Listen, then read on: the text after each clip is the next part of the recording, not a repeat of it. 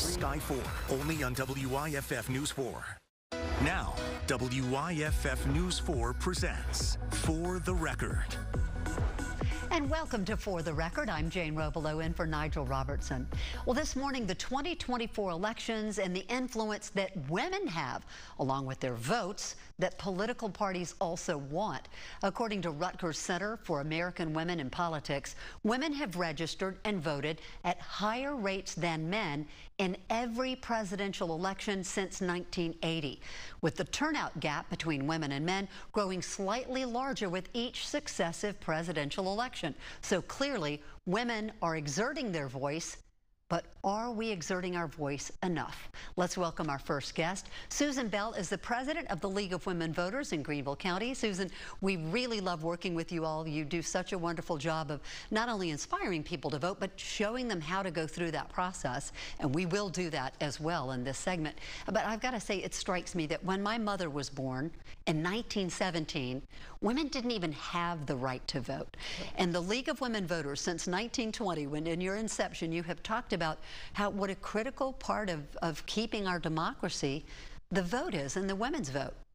In Greenville County, your purview, how does it stack up? Are women registering to vote and voting at the rates that you would like to see? Are they voting at higher rates than men? Where are we? Well, Jane, thank you so much for inviting me to talk to you this morning. Greenville County actually is a little bit ahead on women registering and showing up. So the county has about 51% women as a population, and about 55% of female voters, registered voters, show up to vote. So it's slightly ahead of men, and it's very consistent over the years when you look back. And it seems to be that consistency is the thing we see more with women than with men. Right. Where are the gaps? Who's not registering to vote? Who's not voting? Younger people, people of color.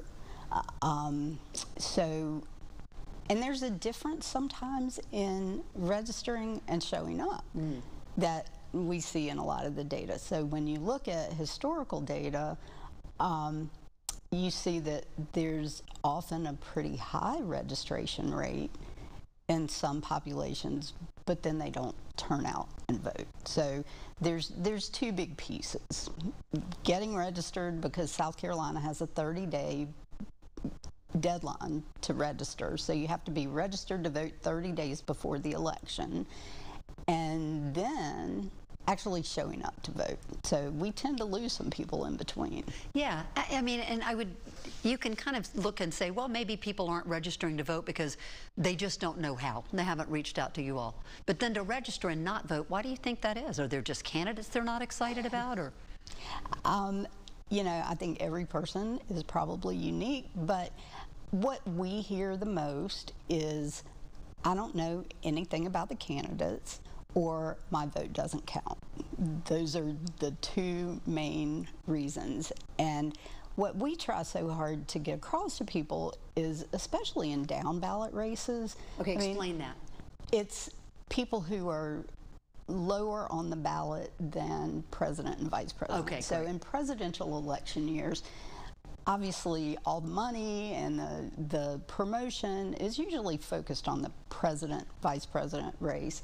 But Greenville County has 45 races. Wow. In Just November. in Greenville County? Yes. And half of those are contested races.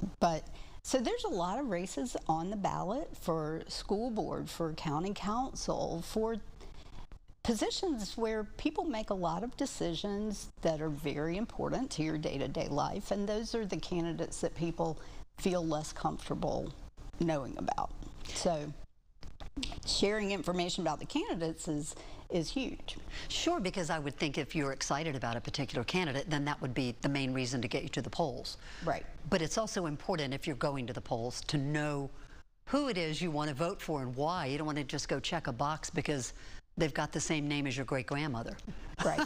But you all do help educate voters not only on how to register and where to vote and who's on their ballot, but also who the candidates are.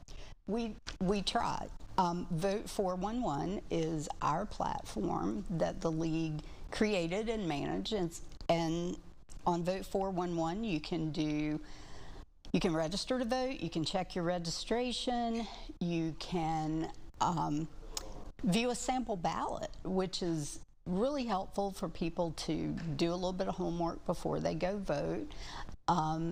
You can view our candidate guide, which we send out requests to every candidate who's going to be on the ballot for them to post information about themselves. We don't edit it. We don't touch it. They have a unique sign-in and they can post whatever they want to. That's so valuable, and it costs them nothing. Correct. So when we look at how expensive campaigns can be, this way a candidate can say who he or she is without having to pay exorbitant fees for advertising, and it's available free right there on that site. Right, and we're promoting Vote 411 much more widely this year. We expect to have 20 to 25,000 visits to the site. So it is a great way for candidates to get some publicity without having to pay for it. And finally, Susan, one very important component of Election Day, and sometimes the unsung heroes, are the poll workers. Give us a quick call out. People can become involved in the election process by becoming a poll worker. Absolutely, and it's very important. I've been a poll worker since 2020, and it's, you know, if you can imagine, we have 152 precincts in Greenville County, and we have 2 weeks of early voting. So that takes a lot of people to make that happen. It's not volunteer, it's a paid position. You earn $135 for being a poll worker. 16 and 17-year-olds can be poll workers, and school's out on Election Day, so that's always a good option. But they always need poll workers, especially in an election year when traffic is higher. So you can go to, I'll have to give you the website. Vote 411, will that take me there? Yes, eventually? absolutely. Yeah. scvotes.gov. Okay. You can also register to be a poll worker. Terrific. Susan Bell, thank you so much for all that you do.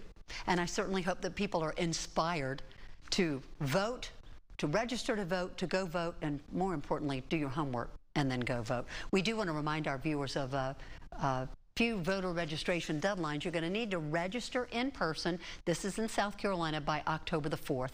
Register online by October the 6th. And make sure that you postmark your mail-in by October the 7th. Correct. Susan, thank you so much. Straight ahead on For the Record, what would inspire women to become involved more in the political process? And what are the things that may be holding them back this election season? We'll tackle that with our next two guests. We're visiting